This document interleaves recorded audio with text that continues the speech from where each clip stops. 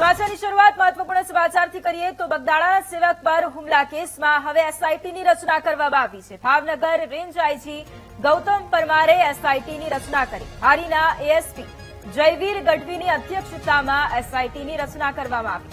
એસઆઈટીમાં એક પીઆઈ, એક પીએસઆઈ અને 2 હેડ કોન્સ્ટેબલની નિમણૂક કરવામાં આવી છે। ગુના સંબંધિત કાગળ એકત્રિત કરી અને દરરોજ આઈજીને રિપોર્ટ મોકલવા માટેની પણ સૂચના આપી દેવામાં આવી છે।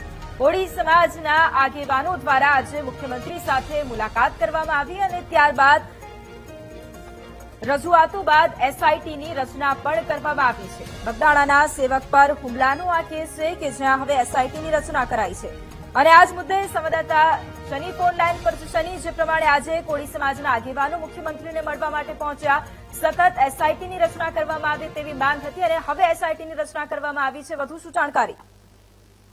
જે વાસ્તુમાં આવે બગદાણાના સેવક નવનીતભાઈ ઉપર જે હુમલાની ઘટના સામે આવી હતી તેને લઈને હવે મુખ્યમંત્રીનો પણ આજે કોળી સમાજના આગેવાનો નેતાઓ મળ્યા હતા અને બંધારણે બેઠક મળી હતી। આ બેઠક બાદ ભાવનગર રેન્જ આઈજી ગૌતમ પરમારે એસઆઈટીની રચના કરી છે। આ એસઆઈટીની રચનામાં અમરેલી એએસપી જયવીર ગઢવીની અધ્યક્ષતામાં સીટની રચના કરવામાં આવી છે। એસઆઈટીમાં એક પીઆઈ, એક પીએસઆઈ ને 2 હેડ કોન્સ્ટેબલની નિમણૂક કરવામાં આવી છે। એસઆઈટીને ગુના સંબંધિત કાગળો એકત્રિત કરીને દરરોજની માહિતી જે તે નો રિપોર્ટ જે તે રેન્જ આઈટીને મોકલવાનો રહેશે ને તેના ઉપરથી શું નિરાકરણ આવે છે, કોણ કોણ આમાં સામેલ હતું, તમામને લઈને એસઆઈટી છે આખી તપાસ કમિટી રચવામાં આવી છે ને તેને લઈને આજે જે ટૂંક સમયમાં નિર્ણય આવશે તેવું અત્યારે લાગી રહ્યું છે। જી બિલકુલ શનિ, છેલ્લા કેટલાય દિવસોથી એસઆઈટીની રચના કરવાની માંગ હોય અથવા યોગ્ય અને ઝડપી તપાસ થાય તેવી માંગ સતત કરવામાં આવી રહી હતી। આજે પણ રજૂઆતો કરવામાં આવી। આજે જ્યારે મોટી સંખ્યામાં કોળી સમાજના આગેવાનો પણ પહોંચ્યા હતા, તેમણે મુખ્યમંત્રીને અન્ય શું રજૂઆતો કરી હતી?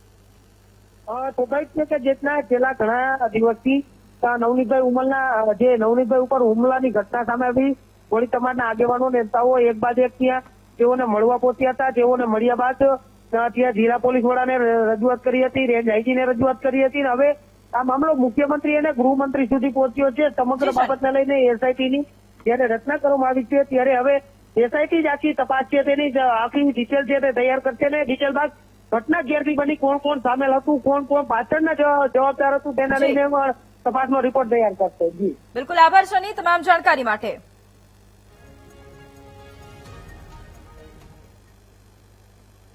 બગદાણાના સેવક પર હુમલા બાદ કોળી સમાજમાં આક્રોશ છે। અમરેલીના સાવરકુંડલામાં મોટી સંખ્યામાં લોકો ઉમટ્યા। હુમલાના આરોપીઓ સામે આકરી કાર્યવાહી કરવાની માંગ ઉઠી છે। સાવરકુંડલા નાયબ કલેક્ટરને આવેદનપત્ર પાઠવી અને આ મુદ્દે રજૂઆતો કરવામાં આવી। સોશિયલ મીડિયામાં વાયરલ વિડીયોની તપાસ કરવાની માંગ કરાઈ છે।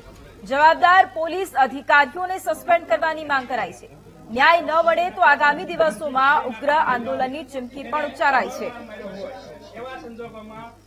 તો બગદાણાના સેવક પર હુમલાનો આ મામલો સતત કોળી સમાજ આક્રોશમાં છે। આજે અમરેલીના સાવરકુંડલામાં પણ મોટી સંખ્યામાં કોળી સમાજના લોકો ઉમટ્યા હતા। રેલી સ્વરૂપે આક્રોશ વ્યક્ત કરવામાં આવ્યો અને આકરી કાર્યવાહી કરવાની માંગ પણ કરાઈ છે। નાયબ કલેક્ટરને આજે આવેદનપત્ર પાઠવી અને રજૂઆતો કરવામાં આવી છે। સોશિયલ મીડિયામાં જે વિડીયો વાયરલ થયો હતો તે વિડીયોને લઈને તપાસ કરવાની માંગ કરાઈ।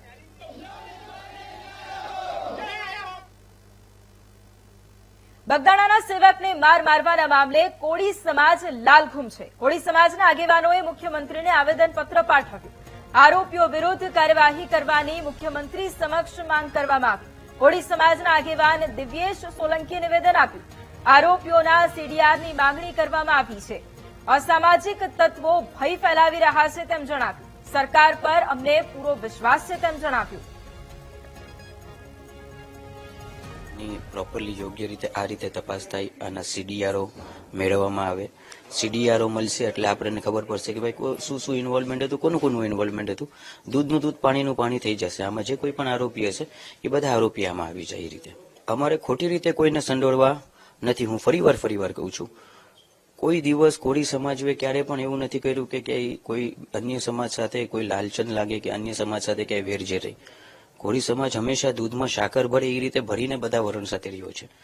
એટલે અને જ્યારે સમાજના યુવાન ઉપર ક્યારે આવું થાય તો એ સમાજ ક્યારે ચલાવી લેવાનું નથી. ખાસ કરીને જ્યાં સુધી અમે સોલંકીઓ જીવીએ છીએ ત્યાં સુધી અમે અમારા સમાજને કોઈ દિવસ આવી રીતના ભયથી રહેવાતું શીખાયું જ નથી અને કોઈ દિવસ એવી રીતના રહેવાય નહીં દેશું.